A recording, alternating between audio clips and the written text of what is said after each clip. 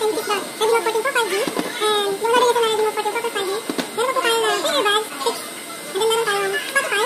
And then meron po tayong Keep the Video. And then meron po tayong Spotify na 3 months unlimited period. So yun po yung mga previous natin for Redmi Note 14 series. Especially sa mga for nostalgia and portable.